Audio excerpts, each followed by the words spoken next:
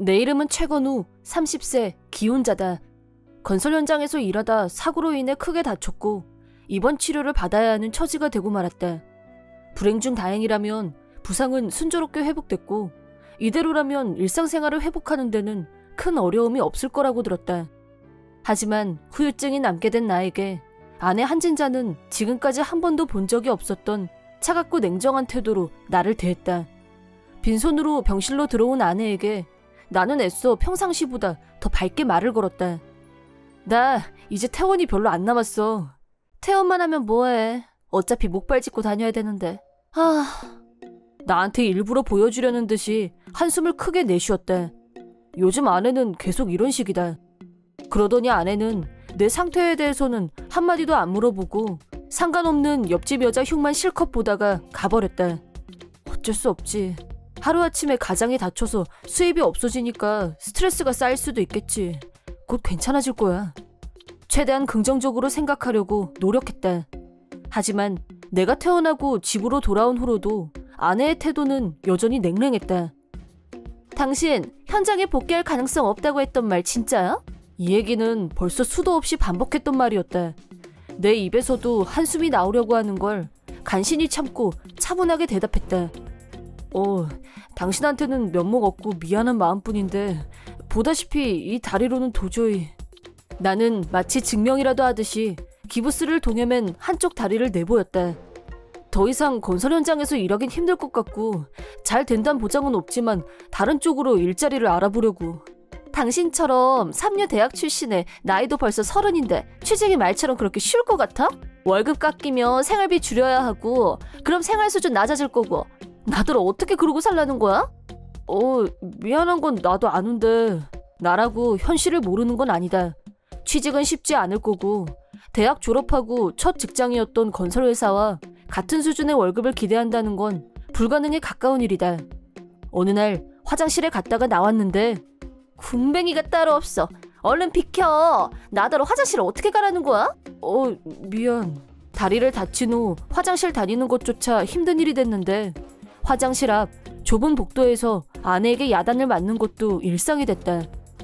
내가 어쩌다 저런 인간하고 결혼을 해서 30이나 돼서 놀고 먹으면서 저 태평한 얼굴 좀 봐. 덩치는 산만해서 나가서 일도 못하고 뭐에다 쓰니 정말?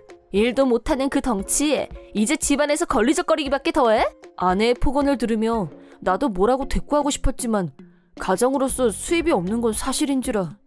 쓸모없다, 걸리적거린다는 말을 반복적으로 하는 아내와 이미 망가진 내 몸을 보면서 한없이 절망 속에 갇히는 기분이었다. 무기력한 상태에서도 재취업 활동에 나서긴 했지만 아무런 성과를 얻지 못했다. 당신 다리 다치고 수입도 없고 사는 게 말이 아니야. 이대로 얼마나 버틸 수 있겠어? 일단 아내를 안심시키기 위해 산재 처리가 돼서 보험금이 나올 거란 얘기를 해줬다. 이번 사고는 업무 중에 일어난 거라서 산재보험 나올 거래.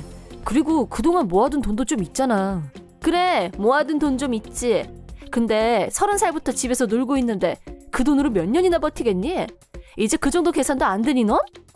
그렇지만 내 팔자가 이렇게 될 줄 누가 알았어. 진즉에 알았으면 당신처럼 덩치만 큰 남자랑 결혼하는 게 아니었는데. 당신 기분 모르는 건 아닌데 말이 좀 심한 거 아니야? 심해? 뭐가 심해? 가서 거울 좀 봐봐. 당신 수염이 얼마나 지저분하게 자랐는지. 심하다는 말은 그럴 때 쓰는 거야. 예전엔 그래서 내가 좋다더니. 그거야. 예전엔 큰 건설회사에 취업도 하고 회사에서 좋은 평가받고 있을 때 얘기지. 그대로 잘 나갔으면 승진도 하고 좋았겠지. 근데 지금은 회사에서 퇴출당했잖아. 지금은 폐기물하고 뭐가 달라? 심지어 재활용도 안 되는 폐기물이야. 너무 심한 말을 듣고 나니 오히려 아무 대꾸도 할 수가 없었다. 그리고 며칠 동안은 아내와 한마디도 대화를 나누지 않았다. 눈 떠서 눈 감을 때까지 짜증내고 화내고 불평하던 아내가 요즘은 밖으로 나들기 시작했다. 오늘도 외출한다며 나갔는데 핸드폰을 두고 나간 걸 나중에 알았다. 별 생각 없이 아내 핸드폰에서 라인을 클릭해서 봤는데 친구들한테 내 흉을 얼마나 많이 보고 있을까 그게 궁금했던 건데. 이게 뭐야? 아내는 불륜 중이었다. 불륜남의 나이는 나와 동갑인 30살. 게다가 그동안 나한테 무지개 무보수라고 사람을 무슨 쓰레기 취급하더니 그놈은 무명의 자칭 밴드 뮤지션. 다른 말로 무직무보수, 나와 똑같은 처지였대. 정기적으로 놈이 아내한테 돈 얘기를 했고 아내는 그놈한테 ATM 취급을 받고 있는 게 분명했대. 당연히 그놈한테 바치고 있는 돈은 내 월급과 내 보험금 외에 다른 재산은 존재하지 않았고 속에서 열불이 나기 시작했대. 핸드폰을 놓고 나간 걸 알고 집으로 다시 돌아온 아내에게 나도 더는 참지 않고 따져댔대. 당신 이거 어떻게 된 거야? 라인 화면을 증거로 내보이자 아내도 순간 당황해서 기가 죽은 것처럼 보였대. 내가 누구랑 라인을 하든 그건 내 맘이지? 왜 당신이 참견하고 난리야? 되려 역정을 내는 아내에게 아내가 불륜남에게 보낸 메시지를 담담하게 읽어내려갔대. 다리 다쳐서 장애자가 된 남편은 이제 건설 현장 복귀는 물 건너갔고 그딴 불량 폐기물 남편하고 이혼하고 장래가 촉망되는 자기하고 결혼하고 싶어. 이게 나랑 상관이 없는 일이면 나 말고 다른 남편이 또 있어? 왜 나만 나쁜 사람 취급해? 월급 빵빵해서 결혼했는데 이제 당신한테 뭐가 남았어? 사실 내 취향은 아이돌 타입이야. 그 사람같이 생긴. 아내의 핸드폰에는 불륜남의 사진이 몇 장이나 저장되어 있었다. 솔직히 인물도 반반하고 락밴드 분위기도 풍기고 나랑은 달랐다. 당신처럼 산적같이 생긴 남자랑 결혼해주고 그동안 같이 살아준 것만으로도 고맙게 생각해. 그런 거였어? 아내에 대한 내 감정이 순식간에 식는 게 느껴졌다. 지금까지 아내가 나를 함부로 대할 때에도 묵묵히 견뎌왔던 건 그녀가 내 아내였기 때문이다. 그렇게 이혼하고 싶으면 좋아, 이혼해줄게. 단 위자료 지불할 각오는 됐겠지? 전업주부라고 해도 예외는 없어. 그래, 좋아. 몰라서 하는 소린데 내 남친은 곧 앨범 내고 데뷔할 거야. 당신처럼 내리막길밖에 없는 인생하고는 틀려. 대기 만성형이라고. 남자의 매력이 뭔지 보여주는 끝판왕이야. 그까짓 위자료? 내 남친이 바로 내줄걸? 서로 주거니 받거니 한치의 양보도 없이 이혼은 척척 진행됐다. 솔직히 그놈은 뮤지션 폰만 잡을 뿐이지 공식 데뷔는 허세라고 생각했었대. 겉모습만 그럴싸해 보이는 거라고 얕잡아봤었는데 의외로 정말 데뷔를 해서 나를 놀라게 했다. 하지만 아내가 장담한 위자료를 포함해 사태는 예상치 못했던 방향으로 흘러갔다. 전처 한진자는 집에서 나간 후 불륜남 맨션으로 들어갈 생각이었던 모양이었는데 불륜남 맨션에 도착한 후 공교롭게도 다양한 불륜녀들과 조우하게 됐다. 모두 4명이었다. 놈은 모두 5다리를 걸치고 있었고 한진자는 5번째 불륜녀였다. 다시 말해서 한진자의 우선순위가 최하위였던 것이다. 한자리에 모인 여자들은 서로 핥히고 물어뜯는 개싸움이 벌어졌는데 결국 경찰이 출동하는 사태로 이어졌다. 이 사태로 인해 불륜남의 이름이 보도됐고 눈앞에 있던 데뷔는 물거품이 됐다. 결국 밴드그룹으로서의 출구가 막혀버린 불륜남은 하루 끼니를 걱정해야 하는 처지가 되고 말았다. 그렇게 된 이유 중 하나는 나를 포함한 불륜녀들의 남편으로부터 거액의 위자료를 청구받았기 때문이다. 한진자는 불륜남에게 결국 차였고 지금은 허름한 아파트에서 혼자 살고 있다. 어느 날 나는 한진자의 아파트를 찾아가 문을 두드렸다. 뭐해? 집에 없는 척하면 누가 속을 것 같아? 나 네 전 남편이야. 얼른 위자료 갚으라고. 아치! 아치! 전 아내는 일부러 기침을 하면서 살며시 문을 열었다. 실은 내가 감기에 걸려서 요 며칠 파트 근무도 못 나갔어. 이런 걸로 내 동정을 살 수 있다고 생각했다니 비웃음밖에 안 나왔다. 지금 나는 목발 없이도 충분히 걸을 수 있을 만큼 회복됐지만 목발에 의지해 지내던 시절 아내가 내게 어떤 말을 했었는지 기억하고 있다. 걷지도 못하는 사람은 폐기물이라고 비웃던 여자가 지금은 감기 정도로 나한테 동정심이라도 사겠단 거야? 그건 앞뒤가 너무 안 맞는 것 같은데? 내가 요목조목 따지자 아내는 억지로 눈물을 짜내기 시작했다. 당신 그거 다 오해야. 좋아, 솔직히 나 바람 피웠어. 하지만 그건 나도 그 남자도 잠시 서로 잠깐 불장난해본 것 뿐이라고. 아니, 당신 라인을 보면 최소한 당신은 진심이었어. 물론 그놈은 당신 말대로 잠깐 즐긴 것뿐이란 말에는 동의. 어쨌든 체납하지 말고 위자료 제대로 지불해. 당신 입장에서야 적은 금액이 아니겠지만 말이야. 며칠 후 전 장인 장모한테서 미안하다는 전화가 왔다.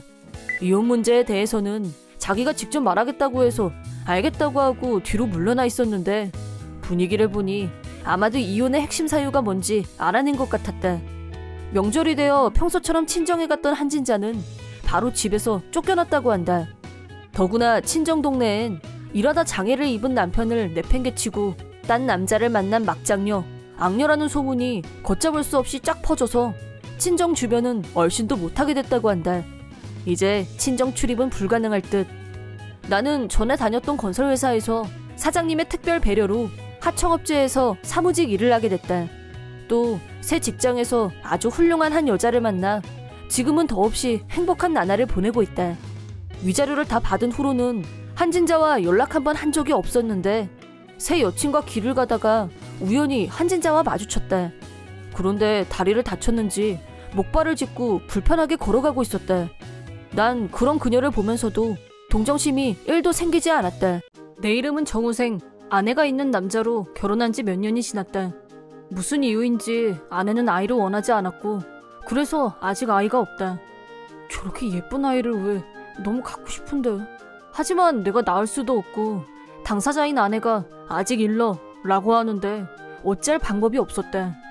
그래도 언젠가는 나와 우리 아이, 아내 셋이서 행복하게 살 날이 오겠지 하고 기다리고 있었다. 그런데 동창 모임 갔다 올게. 머리부터 발끝까지 차려입은 아내를 보고 내심 놀라서 제대로 된 대답이 안 나왔다. 근데 요즘 동창 모임이 잦네? 그거야 학교 분위기에 따라 다르지. 우리는 엄청 사이가 좋았어. 그런가? 느낌적인 느낌으로 불륜을 감지한 나는 동창 모임이라고 둘러대고 실상은 남자를 만나러 가는 게 아닐까? 라는 의심이 싹트기 시작했다. 나도 동창 모임이 있었지만 아내는 그 횟수가 지나치게 많았다. 마침 아내와 같은 학교 출신인 회사 후배가 있어서 사실 확인에 들어갔다. 오늘 잔업이라고 했으니까 아직 회사에 있겠지. 후배에게 물었더니 뜻밖에도 오늘은 진짜로 아내 학교에 동창 모임이 있다는 행보를 확인했다. 부하에게 고맙다고 하고 통화를 마친 후 어쩐지 허탈해진 나는 소파에 몸을 묻었다. 아, 다행이다. 아내가 불륜이 아니어서. 먹구름이 거친 것처럼 후련한 기분이 들었다. 아내가 다녔던 학교는 머스마들만 득실거리는 남고 출신인 나와는 달리 듣기만 해도 설레는 남녀 공학이었다. 동창 중에는 출세한 애들도 꽤 된다고 들었다. 그러고 보니 아내와 같은 반이었던 애 중에 벤처로 큰 성공을 거둔 동창도 있다고 했다. 예전에는 툭하면 걔는 옛날처럼 완전 특출한 애였어 라고 자기가 성공한 것처럼 뿌듯해했었는데 생각해보니 최근엔 언급한 적이 없었다. 집에 돌아온 아내한테 별 생각 없이 물어봤다. 자기 동창 중에 벤처로 완전 성공했다던 친구 있잖아. 한상진이었나? 그 친구도 모임에 잘 나와? 갑자기? 아니, 나 그냥 생각나서 물어본 거야. 그럼 한상진도 똑같은 고딩 동창인데 애들 모일 때 걔도 오면 당연히 만나지. 그러네, 그렇겠다. 하지만 왠지 석연치 않은 느낌적인 느낌이 다시. 아내는 뒤가 캥기는 일이 있으면 자기가 먼저 발끈하는 특징이 있었다. 아까 그건 분명 뭔가 숨기는 게 있을 때 하는 행동이었다. 이 판도라 상자를 열어야 하나 말아야 하나. 말이 나와서 말인데 당신도 한상진만큼은 아니어도 최소 부장 정도는 돼야 되지 않겠어? 당신 그 정도 자신은 있지? 최선을 다해야지. 아내의 입버릇은 출세해라였다. 하지만 일개 샐러리맨이 부장까지 올라가는 일은 말처럼 쉬운 일이 아니었다. 동창회 나가면 커리어 우먼이라고 뽐내는 애들 때문에 나 같은 전업주부는 완전 무시당하는 거 알아? 그럴 때 내가 내 자존감을 세울 수 있는 건 남편 회사, 남편 연봉, 남편 지위밖에 없다고. 그런데 뭐야? 당신 회사는 이 조그마한 도시에서는 알아주지 전국에서 누가 알아주기나 해? 대도시 샐러리맨들 평균보다 낮잖아. 우리가 지금 대도시에 사는 것도 아니고. 이거 봐. 당신은 패기가 부족한 게 문제야. 그러니까 출세를 못하는 거라고. 미안해. 아내는 입고 나갔던 재킷을 거칠게 벗어던지더니 나더러 이거 세탁소에 맡기고 와 라고 명령했다. 묵묵히 시키는 대로 따르던 나는 아내가 벗어놓은 다른 옷가지들도 정리하려고 욕실 앞으로 갔는데 상진이하고 빨리 같이 있고 싶다. 욕실 문 너머로 들려왔지만 아내가 혼자말로 내뱉은 말은 똑똑히 전달됐다. 뭐? 같이 있어? 이게 무슨 뜻일까? 오해라고 믿고 싶었다. 예를 들면 동창회에서 옆자리에 앉고 싶다. 뭐 그런 작은 욕망일 수도 있는 거니까. 하지만 아내의 말투로 봐서는 빨리 결혼하고 싶다 라는 의미로밖에 해석이 안 됐다. 다음날 출근하자마자 아내의 동창생인 부하에게 내 아내가 불륜 중일 가능성이 있다는 사실을 전달하면서 다음 동창 모임 때 분위기를 살펴봐달라고 부탁했다. 그리고 그 결과 아내의 불륜 의혹은 팩트였다. 부하한테서 계장님이 자동차 사고로 돌아가신 걸로 돼 있더라고요 라는 보고를 들었을 때는 내 귀를 의심했다. 하지만 퇴근 후 아내에게 진상을 캐묻자 언제나 그랬듯이 자기가 더 화를 냈다. 나라고 좋아서 그랬겠어? 당신은 만년 개장에 개장밖에 못할 그릇인데 내 생전에 당신이 사장되는 날이 오겠냐고. 그 얘기랑 이 얘기는 별개지. 당신 지금 불륜 저지른 주제 상식적으로 나한테 사과부터 해야 되는 거 아니야? 사과할 사람은 출세랑은 담쌓은 지 오래고 월급도 지위도 맨날 그 타령인 무능한 당신이 해야지. 당신 주제에 나같이 잘나가는 여자가 결혼해준 것만으로도 고마운 줄 알아. 아무리 그래도 멀쩡히 산 사람을 교통사고로 죽은 사람을 만든다는 게 말이 돼? 그럼 난 지금 귀신이냐? 그야 미망인이라고 하면 더 인기가 좋단 말이야. 뭐? 아내의 대답은 이해 범위를 초과했다. 남편이 있다고 하면 불륜이 되는데 상식맨 한상진이 그런 짓을 할 리가 없잖아. 아내는 정신 나간 사람처럼 말했다. 그리고 이혼했다고 하면 혹시라도 나한테도 문제가 있는 건 아닐까 라고 의심받을 수도 있잖아? 그런 리스크를 회피하는 데는 미망인이 최고야. 뭐가 어째? 들으면서도 믿기지가 않았다. 몇 년이나 함께 살아온 남편을 그런 웃기지도 않는 이유로 죽은 사람으로 둔갑시키다니. 나는 철저히 응징하리라 다짐했다. 소원대로 홀몸으로 만들어줄게. 고맙네 진짜. 가는 말이 고와야 오는 말이 고운 법. 이런 상황까지 오게 해놓고 아내는 그래도 믿는 구석이 있어 보였다. 하지만 나는 딱 2통 전화를 거는 걸로 끝냈다. 한 통은 내 직속 부하에게. 아내는 개장을 눈에 안 차했지만 나에게도 믿음직한 부하가 있었다. 자그마치 아내의 동창생으로. 그렇다면 한상진과도 동창생이라는 등식이 성립한다. 나머지 한 통은 처갓집에 걸었다. 불과 며칠 후 서로 한 방에 이혼에 합의해놓은 상황에서 갑자기 아내가 울면서 나한테 돌아왔다. 이게 무슨 일이야? 한상진이, 세상 자사 같던 상진이가 어떻게 나한테 그럴 수가 있어? 다시는 연락하지 말래. 왜? 그럼 일이 잘 됐단 얘기네. 헉, 설마. 나는 아내의 동창생에게 부탁해서 진실을 알리게 했다고 말해줬다. 말도 안 돼. 그럼 상진이는 내가 미망인이 아니란 걸 다 알고 나서. 너도 참 한심하다. 그딴 거짓말이 계속 통할 줄 알았냐? 아니지. 들통나도 상관없었겠네. 그걸 사실로 만들 수도 있는 거니까. 그동안 아내가 왜 아이를 거부했는지 이유를 알 것 같았다. 아이를 낳는다면 한상진의 아이를 낳고 싶었던 거다. DNA 검사 한 방이면 다 들통나는데 아이 아빠가 나면 안 됐던 거였다. 부탁이야. 오늘 하룻밤만이라도 좋으니까 여기서 좀 채워줘. 여긴 내 집이야. 더 이상 당신이 있을 곳이 아니야. 그런 말이 어디 있어. 우리가 한두에 같이 살았어? 불과 일주일 전까지만 해도 여기서 같이 살았잖아. 나를 배신하면서 말이지. 그건 어쩔 수 없었다고 말했잖아. 다른 여자애들은 다 행복해 보이는데 나만 코딱지만한 회사 만년 개장 부인. 당신이 나였어도 사장 부인이 될 기회가 눈앞에 오면 최선을 다하지 않겠어? 최선을 다하는 모습이 참 더티했던 게 문제지. 2번 다시 찾아오지 마. 아내를 쫓아내고 거칠게 문을 닫아버렸다. 그 후 아내는 나한테 거부당하고 한상진한테도 거부당하자 친정으로 들어가려고 했는데 친정 동네에서도 이미 자기에 대한 소문이 파다하게 났다면서 또 만만한 나를 찾아왔다. 소문 날만하지. 동창회에서 일어난 일인데. 게다가 동창회가 좀 자주 열려? 소문나는 건 일도 아니지. 자업자득의 결과였다. 부탁이야. 이제 상진이 타워맨션도 친정집도 내가 갈 곳이 없어. 이제 깨달았어.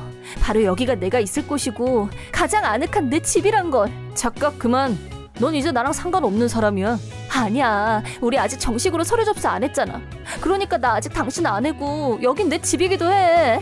갑자기 기가 살아난 아내에게 나는 냉정하게 현실을 깨우쳐줬다.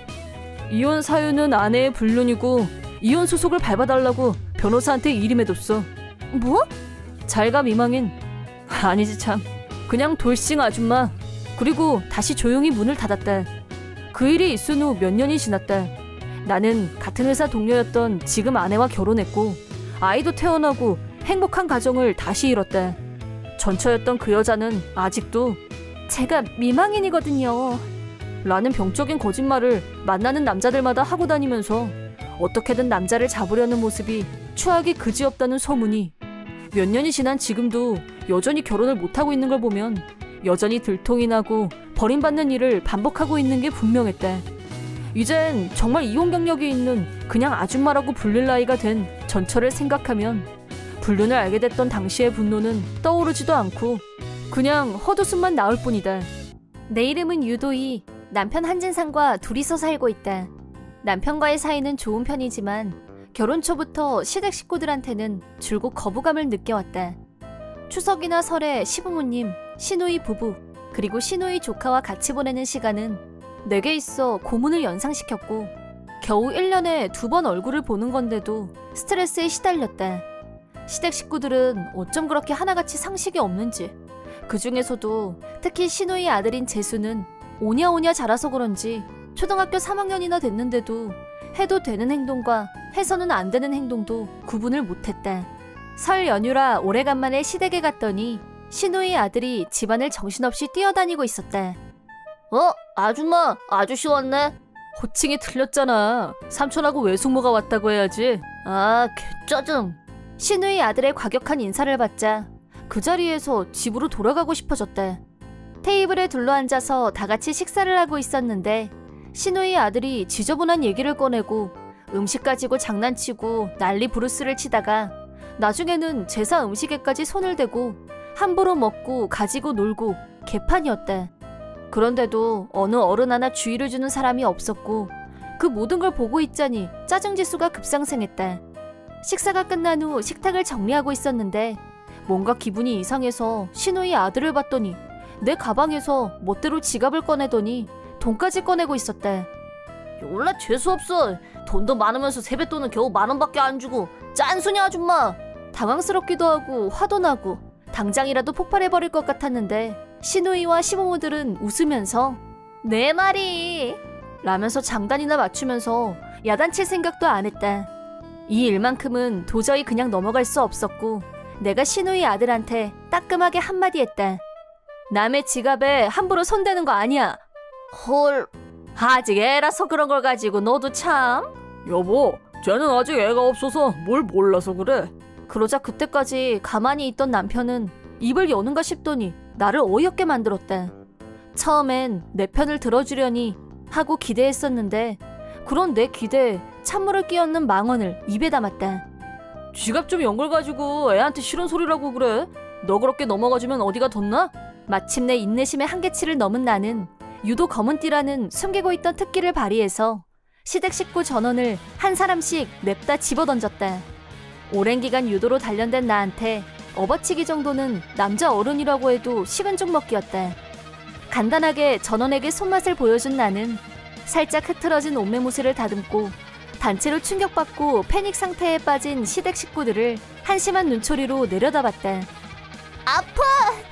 야, 너 뭐 하자는 거야? 이게 어디서 폭력을? 물론 이 사람들을 다치게 할 의도는 없었고 진짜 아프지 않을 정도로 강도를 조절한 건 프로인 나에게 기본이었다. 온 식구가 바닥에 널브러져 있는 모습을 보고 있자니 이상한 희열이 느껴졌다. 위아래도 몰라보고 어디서 시어른들을 내다 던져? 경찰 불러야겠어! 괜찮아? 머리 안 다쳤어? 나를 향해 맹비난을 퍼붓는 시댁 식구들과 앙앙 울어대는 애를 무시하고 그 집에서 나왔다. 그 길로 친정으로 간 나는 핸드폰 전원을 끄고 친정 엄마와 남은 설 연휴를 즐겼다. 우리 부모님은 몇 년 전에 이혼하셨고 친정집엔 엄마 혼자 살고 계셨다. 두 분의 이혼 사유는 가치관의 차이라고 하셨다. 경찰관이었던 아버지의 영향으로 유도를 시작한 나는 비록 두 분이 이혼은 하셨지만 아버지에 대한 존경심은 변함없었다. 친정에서 며칠씩 지낸 건 아주 오래간만이었고 집에 있다 보니 아빠도 보고 싶어서 연락했더니 조만간 들리겠다고 하셨다.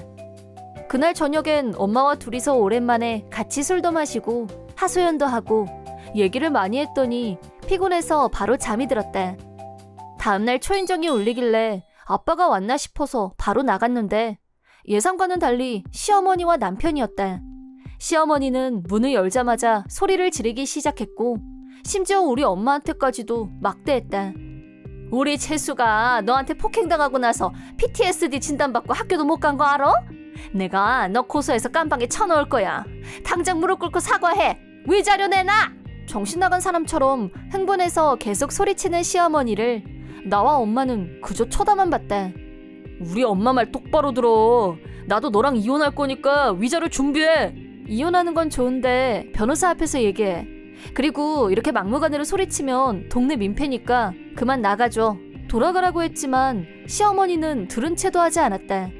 당장 무릎부터 꿇어라, 경찰 부를 거다 하면서 갈 생각을 안 했다.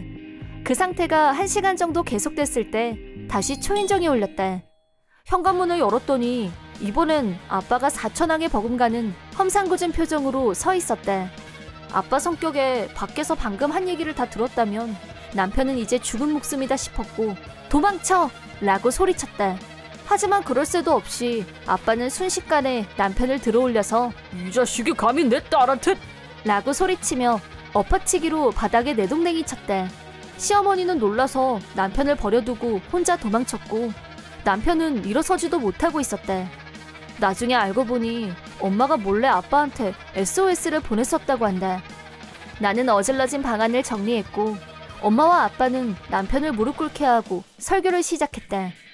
남편은 울면서 잘못했다고 했지만 나도 부모님도 이미 그 사과를 받아들일 마음이 없었다. 집 밖으로 쫓겨난 남편은 완전히 풀이 죽어서 터덜터덜 걸어갔다. 그동안 네가 마음고생이 심했겠어. 또 무슨 일이 있으면 아빠한테 연락하고. 아빠 고마워. 고맙긴. 아빠로서 당연히 해야 할 일을 한 건데. 아빠는 쿨하게 한마디 하고는 바로 가셨다. 그 든든한 모습이란 아빠에 대한 존경심이 더욱 커지는 순간이었다. 그날 된통 당한 뒤로 겁을 먹었는지 남편과 시어머니가 다시 찾아와서 횡포를 부리는 일은 없었다. 냉정을 되찾고 이성적으로 여러 번 숙고한 결과 역시 남편과 그 가족들과는 다시는 엮이고 싶지 않았고 이혼을 결심했다. 남편을 불러서 최종적으로 얘기하면서 결론은 이혼이라고 말하고 이혼 서류를 내밀었다. 남편은 그냥 던진 말이었는데 정말 이혼하자고 나올 줄은 몰랐던 눈치였다. 그래서인지 처음엔 이혼 서류에 사인하지 않겠다고 버티는 자세를 취하면서 심지어는 나더러 집으로 돌아와.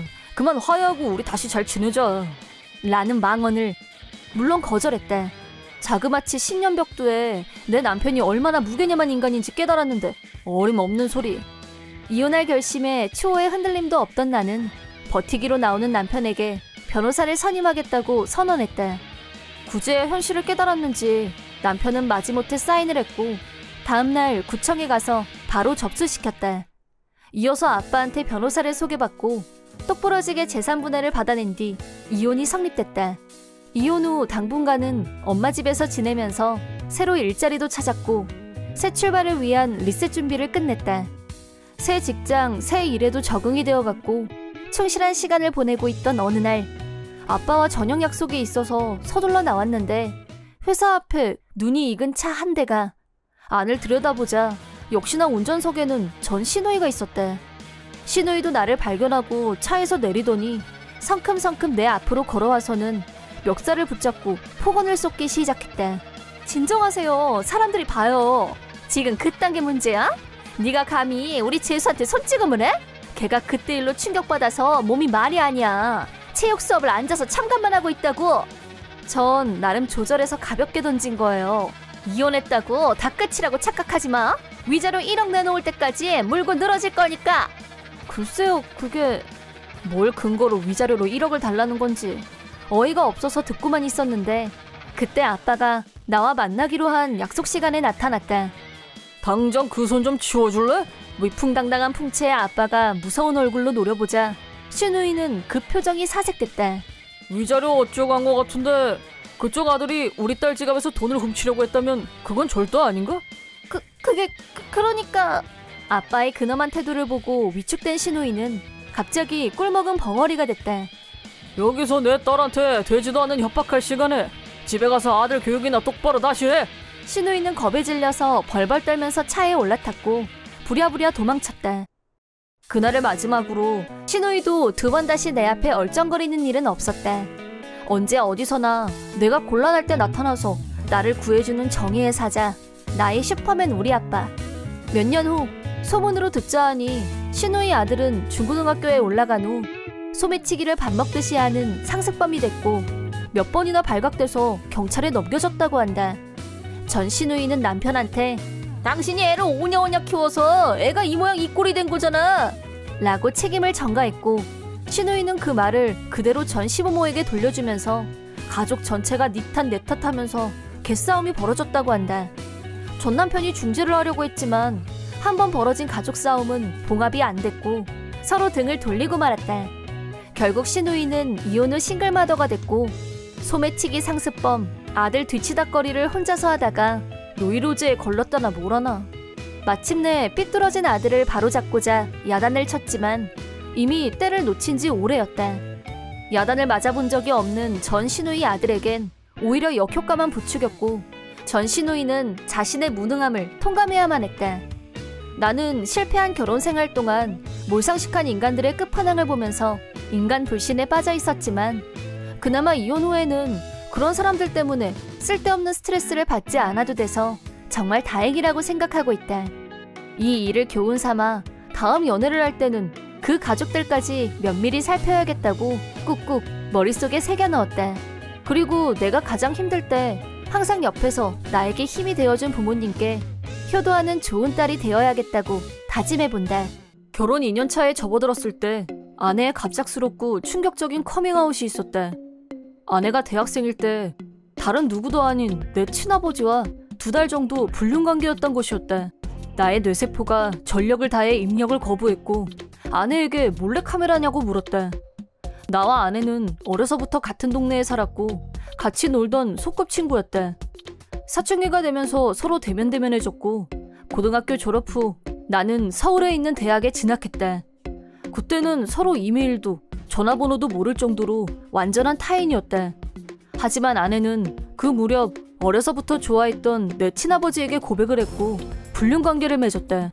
하지만 2달 정도가 지나자 미래가 없는 관계에 무력감을 느낀 두 사람은 결별을 결심했다고. 그리고 몇 년 후 아버지가 병으로 돌아가셨고 장례식 때문에 고향에 내려갔을 때 문상을 왔던 아내와 재회했다.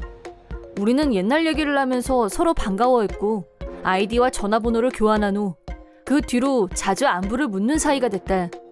그러다 나는 아내를 만나기 위해 고향을 자주 찾게 됐고 우리는 자연스럽게 연인 사이로 발전했다. 아내는 내가 집에 없을 때에도 우리 어머니와 같이 살고 있던 누나와 자주 만났었다는데 그래서인지 교제 사실을 알리자 어머니가 누구보다 좋아하셨다. 그 생각을 하자 아내의 말이 더욱 믿어지지가 않았다. 그때 아내는 대체 무슨 생각으로 우리 엄마 누나랑 같이 웃으며 차를 마셨을까 싶었다. 이제 와서 아내가 커밍아웃을 한 건 슬슬 2세 계획도 세워야 하고 엄마가 되기 전에 비밀을 털어놓고 싶었다고.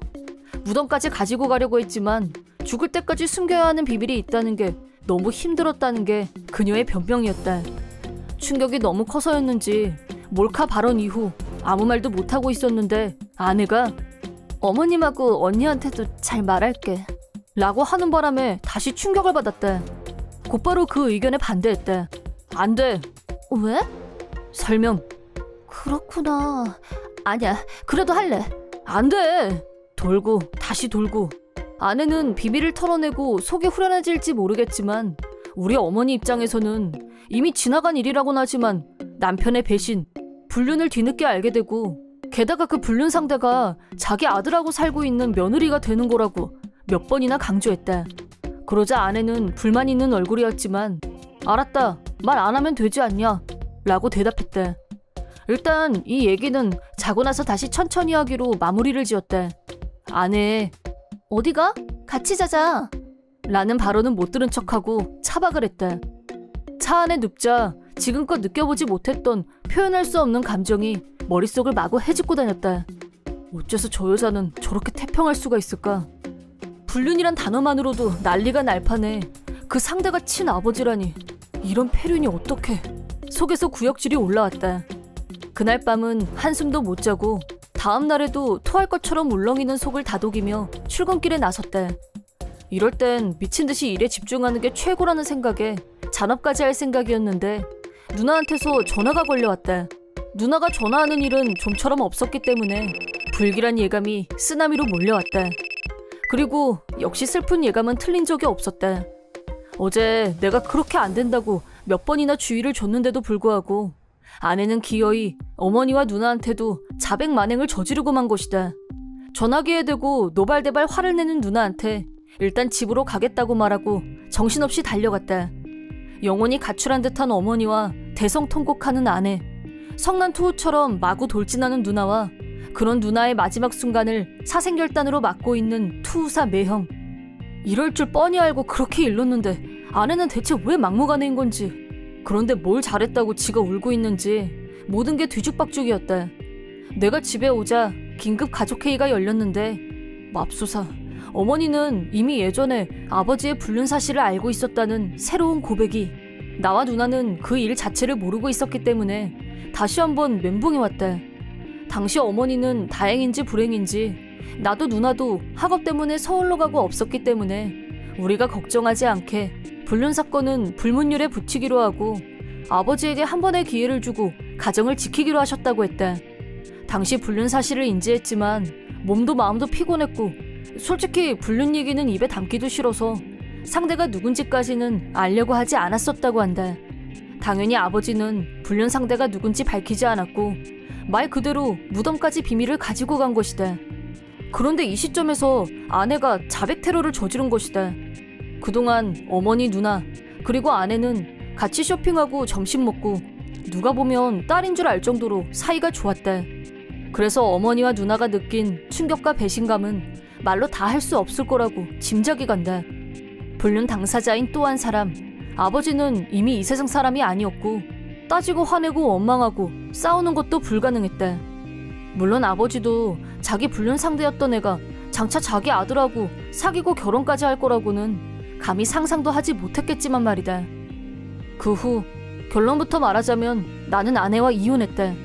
아내가 아버지와 불륜 중일 땐 우리 둘은 아무 사이도 아니었다. 그 불륜이 이혼 사유의 전부는 아니란 뜻이다. 나는 무엇보다 아내가 자기 혼자 편하자고 어머니한테 사실을 말했다는 것과 과거 불륜을 저질러 놓고도 아무렇지도 않은 얼굴로 그 아내와 딸과 사이좋은 이웃으로 교류했었다는 것, 결정적으로 친아들인 나와 결혼을 하는데 아무 주저함이 없었던 아내의 사고구조가 도저히 용납이 안 됐다. 내가 이혼 얘기를 꺼냈을 때 아내는 광적으로 흥분하며 싫다고 했다.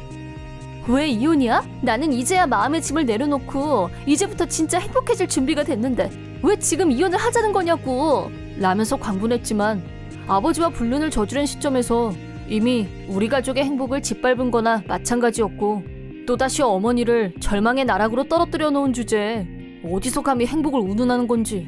나는 아내를 좋아했었지만 이기적이고 몰상식한 행동이 선을 넘었고 한순간에 좋았던 감정이 말라버렸다.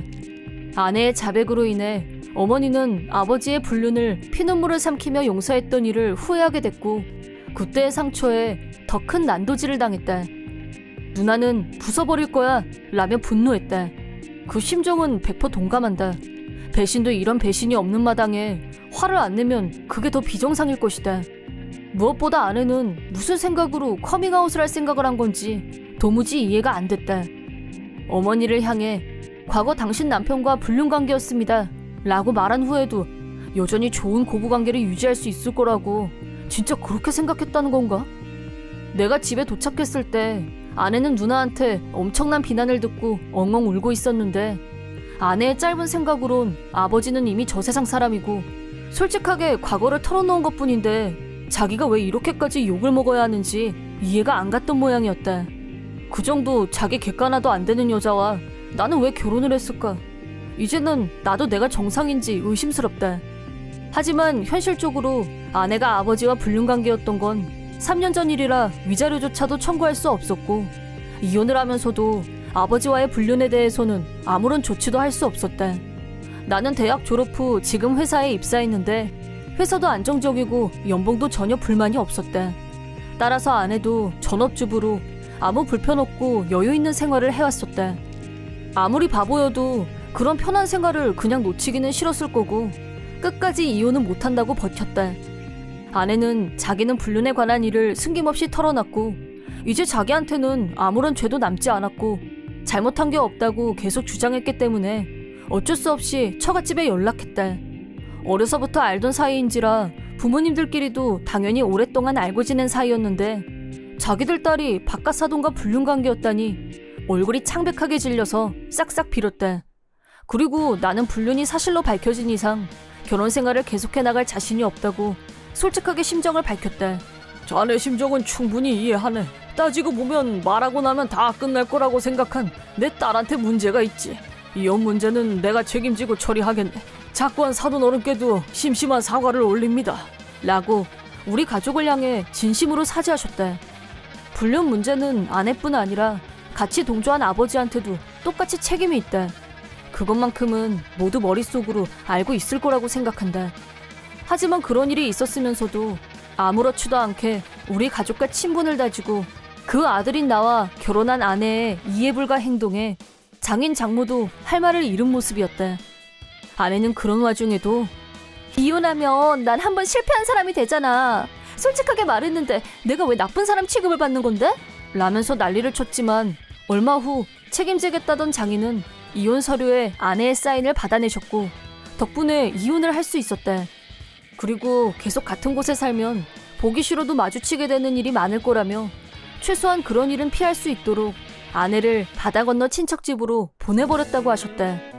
또 문제의 분류는 법률적으로는 시효가 이미 끝난 일이지만 책임지고 매달 위자료를 지불하도록 하겠다고 약속하셨다. 내 기억이 확실하다면 아내가 의탁하게 된 친척 어른들은 엄청나게 무섭고 엄격한 분들이었던 걸로 기억한다. 그분들 관리하에 들어간 이상 자영업으로 운영하고 있는 공장에서 일을 해야 했고 함부로 도망치기도 힘들 거라고 하셨다. 친정에 그냥 두면 아무 일도 안 하고 놀고 먹을 게 뻔하고 전 장인 장모 입장에서도 그 편이 훨씬 낫다고 생각하고 억지로 보냈다고 한다. 아내는 아이를 갖고 싶어서 커밍아웃한 거라고 했지만 아이가 태어나기 전에 이 엄청난 사실을 알아서 다행이라고 천지신명께 감사드린다. 내 이름은 이하영. 회사원인 남편과 초등학생 딸 그리고 시부모님까지 모두 5 식구이고 시댁에서 함께 살고 있다. 시댁은 이 지역에서는 모르는 사람이 없는 대지조였고 많은 땅을 소유하고 있었다. 남편 명의로 된 토지도 많이 있었는데 남편은 정근을 자주 다니는 직장에 다니고 있어서 때가 되면 토지를 모두 처분할 생각을 가지고 있었다. 나는 전업주부이다 보니 친하게 지내는 엄마들이 많았고 그 중에 한 명 개념 없는 엄마가 있어서 골치를 썩고 있었다. 무개념 엄마의 이름은 왕재숙. 집도 가까웠는데 꽤 오래전부터 우리 집 공터에 무단주차를 밥 먹듯이 하고 있어서 사람을 피곤하게 했다. 그럴 때마다 좋은 말로 주의를 줬는데도 왕재숙은 친한 사이에 이 정도도 못 봐줘? 치사하게 라면서 오히려 나를 나쁜 사람으로 만들었고 무단주차를 그만둘 생각이 없어 보였다. 그날도 왕재숙이 남편 소유의 땅에 무단주차를 한 것을 발견했고 그 자리에서 바로 주의를 줬다. 왕재숙 씨, 함부로 주차하지 말라고 했잖아요. 어차피 비워둔 땅인데 뭐가 어떻다고 이래? 그건 우리 사정이고 재숙 씨야말로 자기 집 놔두고 왜 여기 세우는 건데요? 자긴 어쩜 말을 그렇게 믿게 해? 계속 그렇게 나오면 내가 다른 엄마들한테 하영 씨 완전 치사하다고 소문낸다? 그러더니 왕재숙 씨는 진짜로 다른 엄마들한테 나에 대해서 돈 좀 있다고 뻐기면서 야박하게 구는 치사한 사람이라고 말하고 다녔다. 그 결과 어느 틈엔가 나는 엄마들 사이에서 왕따가 되어 있었다. 그러던 중에 남편이 회사에서 정근 얘기가 나왔다며 나한테 상의를 해왔다. 엄마들하고의 관계도 이상해졌고 차라리 잘됐다 싶은 생각이 들었다. 망설임 없이 이사 준비에 들어갔다. 딸아이는 처음엔 친구들하고 헤어지는 게 싫다고 했지만 본래 성격이 활달하고 사회성이 좋아서 새로 전학갈 학교를 알아보고 이사갈 집도 찾고 하는 사이에 이사가면 어디에 가고 싶다, 뭐가 갖고 싶다 등등 금세 기분이 달라졌다. 내가 이사 준비를 하는 사이 남편은 자기 명의의 토지를 처분하겠다고 말했다. 시간이 촉박해서 걱정이었는데 다행히 사겠다는 사람이 금방 나타났고 같은 지역의 한 기업에게 토지를 매각했다. 이제 홀가분한 마음으로 이사를 할 수 있게 됐고 이사도 얼마 남지 않은 어느 일요일 오후 토지를 구매한 기업의 한 사장이라는 분한테서 갑자기 연락이 왔다. 며칠 전에 제가 구입한 부지 말이에요. 거기에 모르는 차가 20대나 주차되어 있는데 어떻게 된 건지 혹시 알고 계세요? 네? 20대나요? 저도 모르는 일인데 현장에 가서 확인하겠습니다. 불길한 예감이 스치는 가운데 남편을 따라 현장에 도착해서 보니 역시나 눈에 익은 차 한 대가 있었는데 그건 틀림없는 왕재숙의 차였다. 곧바로 왕재숙한테 연락을 했다. 왕재숙 씨, 이게 대체 어떻게 된 일이에요? 차를 이렇게나 많이 무단 주차하면 어쩌자는 거예요? 어머, 벌써 알았어? 실은 지금 친한 사람들끼리 크리스마스 파티 중인데 레스토랑을 빌렸는데 주차장이 모자라서 자기네 땅에 세워둔 거야. 생각보다 사람들이 많이 모여서 주차 공간이 부족했는데 덕분에 살았어. 허락도 안 받고 이건 좀 아니죠? 어머, 자기 화난 것처럼 들린다. 아, 파티에 초대 못 받아서 속상해서 그러는구나? 그러게 평소에 잘했어야지. 툭하면 땅 가진 유사나 부리는데 누가 파티에 부르고 싶겠어? 파티고 뭐고 당장 이 차들 다른 데로 옮겨요. 노. 그건 아니지. 파티 지금 시작했는데 뭔 소리? 방해되니까 그만 끊을게. 차들을 옮기라고 몇 번이나 말했는데도 왕재숙은 들을 생각이 없었고 일방적으로 전화를 끊어버렸다. 그때 토지 소유주가 된 기업 관계자 몇 분이 오셨다. 좀 있으면 협력업체에서 집안 공사를 하러 올 텐데 이건 좀 곤란합니다. 네, 알겠습니다. 저 차들은 신경 쓰지 마시고요. 계획대로 진행하세요. 네? 진짜 괜찮으시겠어요? 공사 시작하면 저 차들 못 움직일 텐데요. 무단 주차한 사람들 사정까지 봐줄 필요가 있겠습니까? 그럼 진행합니다. 공사가 시작되자 주차되어 있던 차들 앞쪽 빈 공간에 대형 트럭이 주차됐다. 게다가 구멍을 파고 폐언한 흙이 수북이 쌓이면서 차가 드나들던 입구가 완전히 막혀버렸고 공사가 끝나기 전에는 옴짝달싹 할 수 없게 됐다. 한 사장님이 경찰에 신고를 하고 경찰차가 출동했을 때 파티를 끝낸 왕재숙 일행이 차를 찾으러 왔다. 그리고 그 다음 순간 자동차를 움직일 수 없게 된 걸 보고 다들 기겁했다. 이게 어떻게 된 일이야? 차를 어떻게 빼라고 이렇게 해놔? 엎친 데 덮친 격으로 경찰이 무단 주차에 대한 벌금 영수증을 발부하자 왕재숙 씨는 겁을 먹고 도망치려고 했다. 거기서 도망쳐봐야 소용없어. 이게 무슨 날벼락이야? 내가 벌금을 왜 내? 죽어도 못 내. 그러자 이번에는 파티에 참석했던 엄마들이 왕재숙한테 맹비난을 퍼부었다. 왕재숙 씨는 화가 난 사람들한테 필사적으로 변명하고 설득을 했지만 이미 흥분할 대로 흥분한 사람들한테 그게 통할 리가 없었다. 괜찮다고 해서 여기다 세웠는데 이제 어떻게 할 거냐며 격분한 파티 멤버들에게 당황한 왕재숙은 궁색맞은 자기 변명을 늘어놨다. 진정하고 내 말 좀 들어봐. 여긴 내가 평소에 자주 이용했었고 이제까지 아무 문제 없어서 자기들한테도 말했던 거야. 나도 일이 이렇게 될 줄은 정말 몰랐단 말이야. 여기에 무단 주차하지 말라고 내가 평소에 늘 말했을 텐데요. 오늘도 사전에 나한테 양해를 구한 적도 없고요. 그렇죠? 그거야. 왕재숙 씨의 무개념한 행동으로 결국엔 애꿎은 다른 사람들까지 피해를 입게 되자 엄마들은 이번 일의 책임은 왕재숙한테 있다며 벌금은 왕재숙 혼자 다 내라고 요구했다. 벌금은 한 대당 20만 원으로 모두 20대가 주차되어 있었으니까 400만 원이란 거금을 왕재숙 혼자서 떠안게 됐다. 그럼 이 공사는 대체 언제 끝나? 차를 빨리 가져가야 될 거 아니야. 공사는 일주일 정도 걸릴 거고 그 전까지는 차는 이동시킬 수 없습니다. 뭐 일주일? 그렇게 오랫동안 차를 못 쓰면 어떻게 살아? 절대 안 돼. 무슨 수를 좀 써. 무단 주차를 한 건 그쪽이잖아요. 공사가 끝나기 전에 절대 못 가져가니까 그렇게 알고 돌아가세요. 폭망이야. 그냥 잠깐 차 좀 세워둔 걸 가지고. 여기에 차를 세워둬도 된다고 한 사람 아무도 없습니다. 근데 아저씨는 누군데 끼어들어요? 나는 여기 땅 주인인 이하영 씨하고 할 얘기가 있거든요. 좀 빠져줄래요? 이 땅 주인은 접니다. 우리 회사 땅이에요. 에? 옆에서 듣고 있던 차주들은 상황을 알게 되자 왕재숙의 무책임하고 안일한 태도에 더 화를 냈다.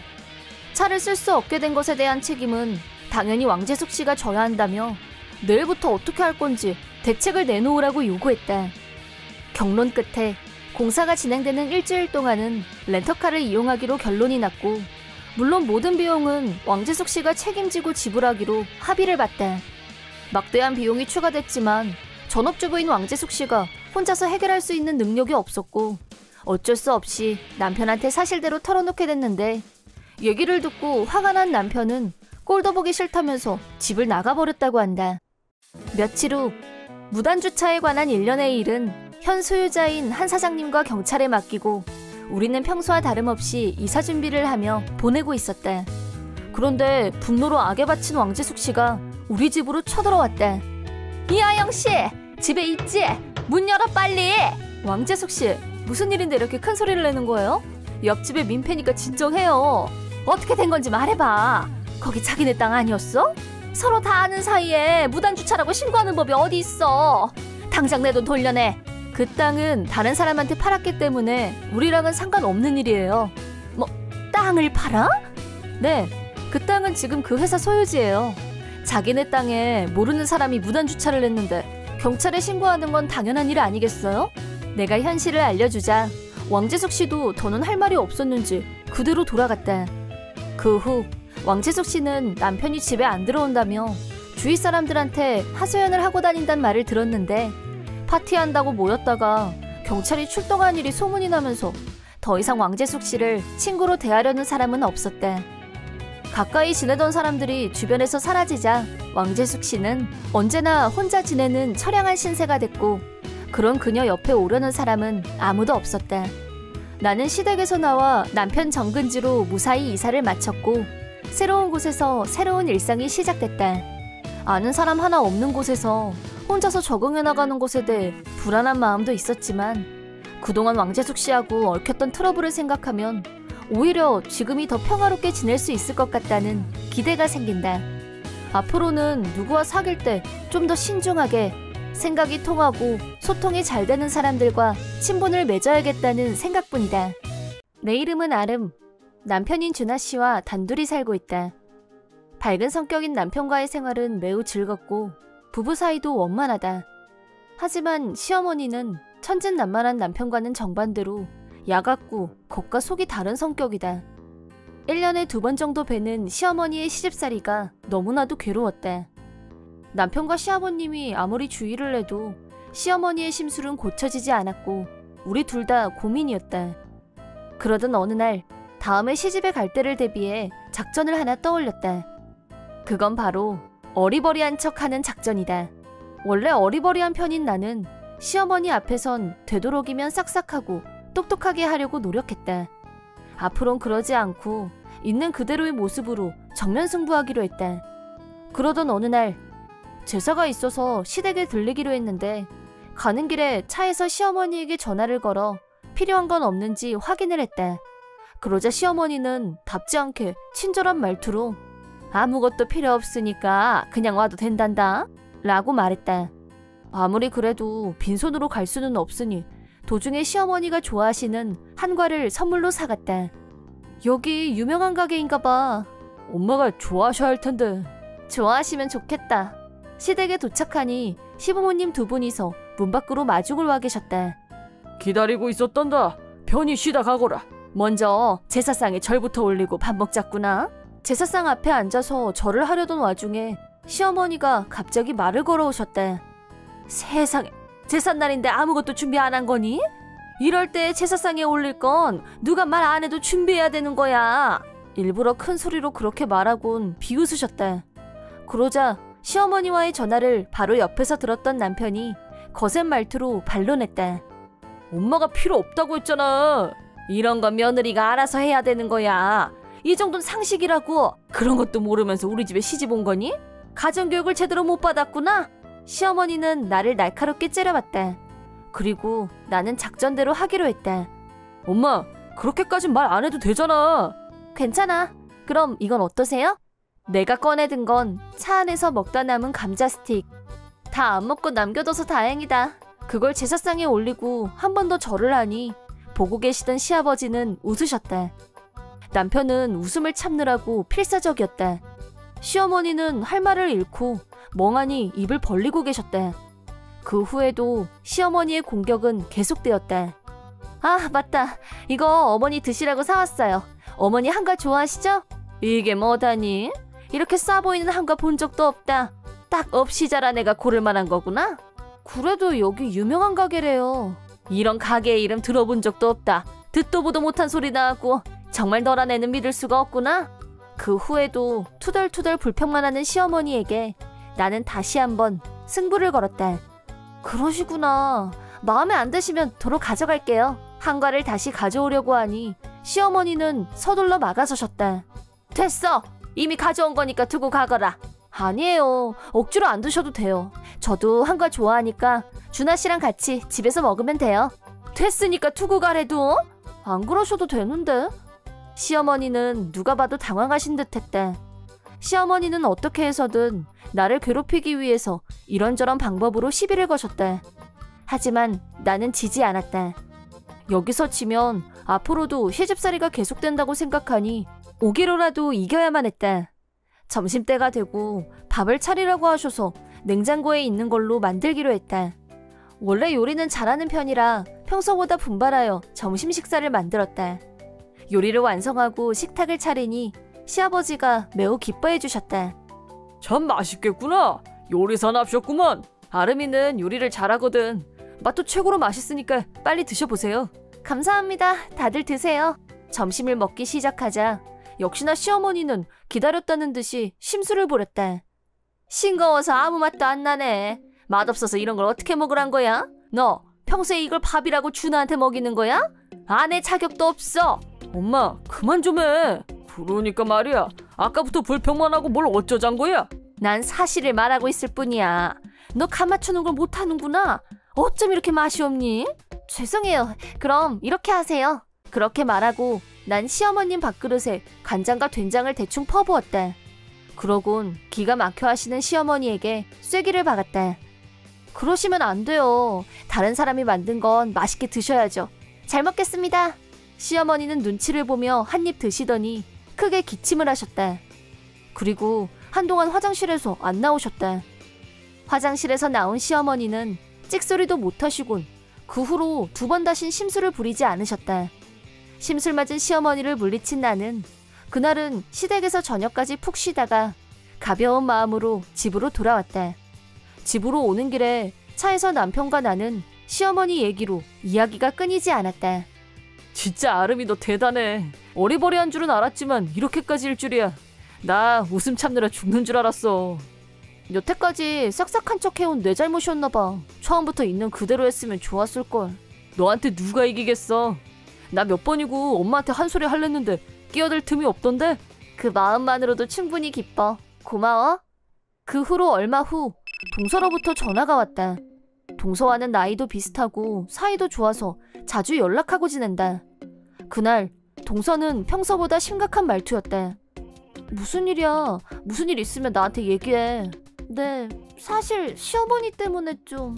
그 말을 들은 순간 매우 불길한 예감이 들었다. 알고 보니 시어머니는 나한테 심술을 못 부리게 되니 표적을 동서로 삼았던 모양이다.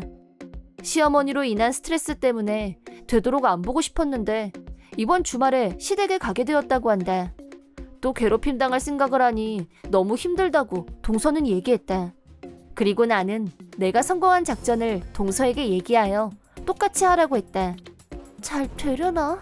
잘 될 거야. 나도 성공했잖아. 파이팅! 네, 잘해볼게요. 파이팅! 나는 두근거리는 마음으로 동서의 연락을 기다렸다. 며칠 후 동서로부터 전화가 와선 작전이 성공하여 시어머니를 꼼짝 못하게 했다고 보고를 했다. 동서는 나에게 너무 고맙다며 몇 번이고 감사의 인사를 했다. 그러고 나서 얼마 후 오랜만에 시댁에 잠시 들리게 되었다. 그 일 이후 시어머니를 안 봤기 때문에 어떤 태도로 나오실지 두근두근거렸다. 도착하니 시아버지 혼자서 마중 나와 계셨다.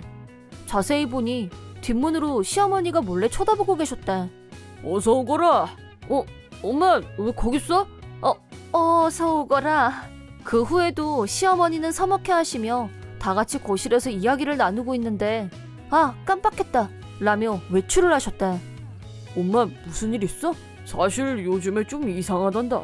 시아버지 말에 의하면 시어머니는 나와 동서의 똑같은 어리버리 공격을 심령현상이라 믿고 앵마기를 하러 다닌다고 한다.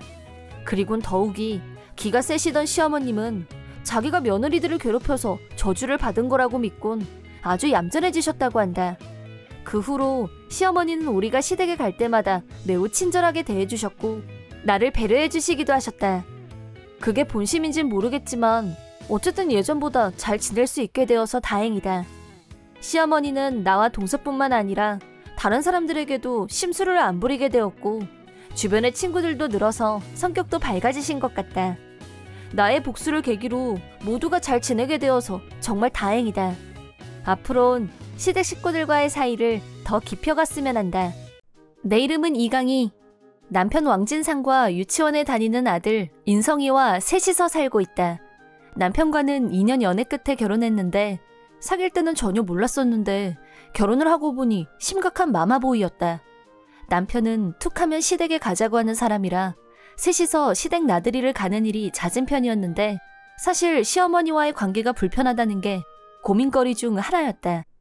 시어머니 요리 솜씨는 좋게 보려고 해도 도저히 그럴 수 없는 똥손이었는데 본인은 자칭 요리가 취미였고 갈 때마다 손요리를 대접받았다. 하지만 맛은 최악이었기 때문에 남편은 요리조리 핑계를 대고 먹지 않았고 나는 남편처럼 남길 수도 없고 의무적으로 다 먹어야 하는 음식 고문이 마치 당연한 일인 것처럼 되어 있었다. 시어머니 기분을 상하게 하지 않으려고 억지로 먹었지만 정체를 알 수 없는 물질이 그 안에 들어가 있었기 때문에 식후에 배탈이 난 적도 한두 번이 아니었다. 아들아이는 아직 어리기 때문에 음식을 남겨도 시어머니한테 야단 맞은 적은 없었다. 아들아이는 음식 투정이 심하다고 그럴싸한 변명을 대서 음식 고문에서 빼내는데도 성공했다. 어느 날 시댁에 갔는데 마침 시어머니가 집에 안 계셨다. 그래서 내가 점심을 준비해야 했는데 남편과 아들아이가 일본식 라멘을 만들어 달라고 했다. 라멘은 시어머니도 자주 식탁에 올리는 메뉴였는데 생선으로 국물을 오래 우려내서 시간과 공을 들이는 요리이기도 했다. 내가 만든 라멘은 평범한 나가사키식 짬뽕이었고 다들 맛있다면서 그릇을 깨끗하게 비웠다. 그때 시아버지가 네 시어머니가 만든 맛대가리 없는 라면하고는 비교 자체가 안 되는구나 라고 말하는 순간 시어머니가 거실에 나타났다. 사람 없는 데서 욕이나 하고 사람이 왜 그래요 당신? 라고 화를 내며 부부싸움으로 번졌다. 어머님 고정하세요. 넌 빠져. 그리고 하고 많은 음식 중에 왜 하필 라면을 만들어서 이사달이 나게 해? 어디서 그런 인스턴트 음식을 식탁에 내놔. 그러고도 네가 주부 자격이 있니? 어쩐지 강희가 만든 건 인스턴트 맛이 나더라고. 뭐? 자기 기분이 상하자 분풀이를 나한테 하는 시어머니를 말리기는커녕 오히려 시어머니를 부추기는 남편한테 확 짜증이 밀려왔다. 본의 아니게 시어머니를 화나게 만들고 욕까지 먹고 나니 집에 와서도 축 처져 있었는데 남편이 거기에 가세를 냈다. 당신 말이야 우리 엄마를 뭘로 보는 거야? 뭐래니? 그래 우리 엄마 음식이 맛없는 건 인정할 건 인정하는데 왜 하필 라면을 만들었냐고. 당신하고 인성이가 먹고 싶대서 만든 거잖아. 기억 안 나? 그랬어? 아무튼 내가 전부터 생각했던 건데 당신 우리 엄마 음식 먹을 때 좀 더 맛있는 얼굴로 먹을 수 없어? 엄마 기분을 생각하라고 좀. 앞으로 두고 볼 거야. 정작 본인은 시어머니 음식을 안 먹으려고 뺀질거리면서 나한테 몰빵을 시키는 주제에 어디다 대고 이래라 저래라 지적질까지. 그 순간 지금까지 참아왔던 나의 인내심과 분노가 대전환점을 맞이했다. 며칠 후 시어머니가 아는 사람이 야채를 수확했다고 많이 줬다면서 우리더러 가지고 오라고 해서 셋이서 시댁에 갔다. 그러자 시어머니는 득이양양한 얼굴로 라면을 만들어 놓고 우릴 기다리고 있었다. 슬그머니 도망치려는 남편의 팔을 잡아 앉혀놓고 오래간만에 남편도 시어머니표 라면을 같이 먹었다. 식탁에는 나와 남편 몫의 라면이 놓여 있었고 아들아이는 어린이용 작은 그릇에 삼각김밥과 소시지가 곁들여져 있었다. 지난번에 나 때문에 화가 많이 나셨는데도 식사를 준비하고 기다리시다니 시어머니의 자상한 면을 보게 되자 그동안 속으로 미워했던 게 죄송하고 죄책감마저 생겨났다. 남편은 부들부들 떨면서 라면을 한 입 먹더니 아무 말 없이 자리에서 일어나 어디론가 사라졌다. 나는 이보다 더 맛없을 수 없는 라면을 맛있다고 칭찬하며 죽으림을 다해 그릇을 비웠다. 죽으림을 다한 탓인지 오늘 라면은 평소보다 몇 배는 더 맛없게 느껴졌다. 지금까지는 비린내가 좀 심하고 간이 싱거운 편이었는데 오늘 먹은 건 어쩐지 쓴맛이 더해졌다고나 할까? 얘, 국물이 아직 남았잖아. 다 마셔야지. 죄송해요. 너무 배가 불러서요. 만든 사람 성의를 무시해도 유분수지. 너 매너도 모르니? 얼마나 정성을 들였는데 이걸 버리라는 거야 그럼? 닥치고 얼른 다 먹어. 시어머니는 강제로 라멘을 끝까지 다 먹이려고 했다. 이걸 진짜 다 먹어야 하나? 상상만 해도 위가 역류하는 느낌. 나도 모르게 눈을 옆으로 돌렸는데 옆에 있던 아들아이가 라멘 국물을 마시려고 하고 있었다. 그러자 시어머니가 안 돼! 라고 버럭 소리를 질렀다. 나한텐 강제로 먹이려던 국물을 왜 아들아이한테는 안 된다고 하는지. 그때였다. 내 몸에서 이상 신호가 느껴졌다. 갑자기 심한 복통이 느껴졌고 왜 이러지? 하고 있는데 부엌에서 남편의 목소리가 엄마, 구급상자 어딨어? 여기 있었네. 두통이 너무 심해서 진통제 하나만 먹을게. 그 약은 안 돼! 시어머니가 안 된다고 소리치거나 말거나 남편은 의문의 약을 삼키고 말았다. 그리고 잠시 후 남편도 나처럼 갑자기 복통을 호소했다. 아이고 배야, 이 약 뭐야 대체? 됐고 빨리 화장실로 가! 뭔가 감추는 게 있다고 확신한 나는 시어머니를 추궁했지만 모른다는 말만 반복했고 얼른 남편이 먹은 약을 확보했다. 시어머니는 놀라서 그 약을 뺏으려고 했지만 핸드폰으로 약 이름을 검색하자 그 약이 설사약이라는 걸 알게 됐다. 라멘에 이 약을 타신 거예요? 어떻게 이러실 수가 있어요, 네? 넌 내가 만든 요리를 맛없게 먹잖아. 오히려 더 큰 소리로 떠드는 시어머니와 말싸움이 붙었고 그때 외출해서 돌아온 시아버지한테 자초지종을 말씀드렸다. 그러자 시아버지가 버럭 화를 내면서 시어머니한테 집에서 나가라고 했다. 나는 설사약 때문에 심한 복통을 앓았고 다음 날까지도 몸이 안 좋았다. 그런데도 남편은 나는 안중에도 없고 시부모님이 싸운 일만 걱정이 태산이었다. 좀 어떠냐, 괜찮냐 그런 말조차 한 번도 하지 않았다. 그때부터 나는 남편과의 이혼 문제를 심각하게 고민하기 시작했다. 또 설사약이 들어간 라멘 사건 이후로 트라우마가 생겨서 시댁엔 발걸음을 끊고 시어머니와는 담을 쌓게 됐다. 시아버지는 평생 동안 맛없는 음식을 먹어야 했던 심각한 스트레스에서 시어머니를 내보낸 후 해방의 기쁨을 맞이하게 되자 얼마나 좋았는지 빼빼 말랐던 분이 보기 좋게 살이 올랐다. 시아버지는 결국 이혼이란 중대 결정을 내리셨다. 그리고 며칠 후 시어머니한테서 전화가 왔고 미안하다고 하셨다. 그러면서 나더러 시아버지를 설득해서 화해하게 도와달라고 부탁했지만 그간에 시아버지가 겪었던 고충을 다 알고 있는 데다 설사약을 음식에 넣는 만행을 저지르는 사람을 어떻게 신뢰할 수 있겠냐며 단칼에 거절했다. 마마보이인 남편이 그 얘기를 들으면 백발백중 나한테 화를 낼 거란 건 다 예상했지만 말을 안 하기도 뭐해서 퇴근해서 돌아온 남편한테 얘기를 해줬다. 시어머니가 전화에 대고 한 말을 그대로 전해주자 역시 예상했던 대로 폭발. 넌 며느리가 돼서 시어머니가 부탁하는데 감히 거절을 해? 네가 가서 두 분 화해시켜주면 좋잖아. 우리 부모님 이대로 진짜 이혼하면 그건 다 네 책임이야. 그렇게 되면 우리도 이혼이야. 알았어? 남편한테 그 말을 듣는 순간 꾹꾹 참고 있던 인내심의 뚝이 완전히 무너져 내렸고 그동안의 불만을 한꺼번에 쏟아냈다. 그래, 좋아, 이혼해. 사람이 먹을 수 있는 음식이라고 하기도 힘든 걸 억지로 먹이려고 한 것도 모자라서 약까지 탔어. 사람이 먹는 음식에 설사약을 타면 그 자체로 이미 범죄야. 알아? 너 지금 우리 엄마한테 범죄자라고 한 거야? 난 당신 부모님 화해시킬 생각 1도 없고 따라서 우리도 이혼이야. 이게 말이면 다인 줄 아나. 사과도 때가 있어. 지금 당장 사과해. 아니, 이혼이야. 난 결정했어. 너 같은 마마보이 정말 구역질나. 내가 그냥 하는 말이 아니란 걸 감지한 남편은 순간 눈빛이 흔들렸다. 하지만 내 결심은 확고했다. 내가 설사약에 들어간 라면 때문에 얼마나 고생했는지 모르진 않을 텐데 남편은 여전히 시어머니 걱정뿐이었다. 게다가 나를 이렇게까지 몰아세우는 이상 남편으로서의 의미가 없었다.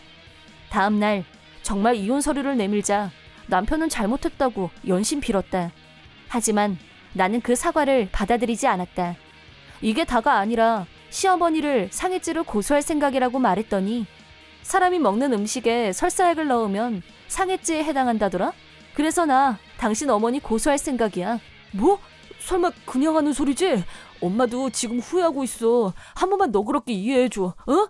내가 얼마나 고통받았는지 당신 알아? 그래도 남편은 끝까지 이혼만은 거둬달라며 버텼지만 내가 완강히 나가자 결국엔 무릎을 꿇었고 이혼이 성립됐다. 그 후 시어머니가 진심으로 반성한단 말을 듣고 생각 끝에 고소는 접었지만 대신 앞으로 2번 다시 나와 아들아이한테 접근하지 않겠다는 약속을 받아냈다. 남편이 양육비 지불을 거부했기 때문에 결국 변호사를 선임해서 이혼 조정을 해야 했고 결과적으로 매달 양육비를 지불하는데 합의했다. 나와 아들아이가 집에서 나간 후 혼자서 외로웠는지 징징 짜면서 미안하다고 매달렸지만 나는 재결합의 재자도 생각하지 않는다고 선을 긋고 월 1회 아들아이와의 만남만 허락했다. 시어머니도 남편하고 똑같이 이혼만은 제발 거둬달라고 매달렸지만 시아버지의 뜻을 꺾을 수 없었고 황혼 이혼을 하고 말았다. 시어머니는 지금 혼자서 처량하게 살고 있다. 한편 남편은 엄마 때문에 나까지 이혼당했다면서 시어머니와 사이가 틀어졌고 이젠 서로 보지도 않고 살고 있다. 아들마저 외면하자 모두의 무관심 속에 시어머니는 이제 고독사를 걱정해야 하는 신세가 되고 말았다.